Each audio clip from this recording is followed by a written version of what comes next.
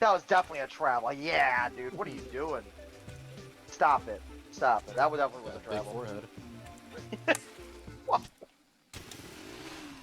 That's like the slowest man in the NBA, Kyle Anderson. Like because like his nickname. What are you doing? Oh my What, god. bro? Did you bet on this game? So I only have the first half under, which is under 103.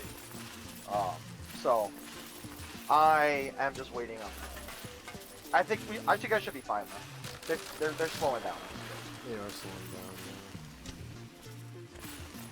So the first half unders, I saw this thing online. The last I think like 4 or 5 years.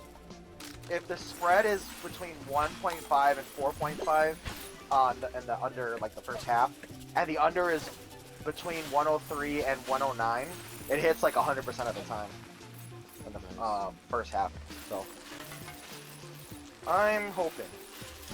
The other one hit, the Mavs one hit for me. That was under. What is it? The first half. We shall see though. We shall see.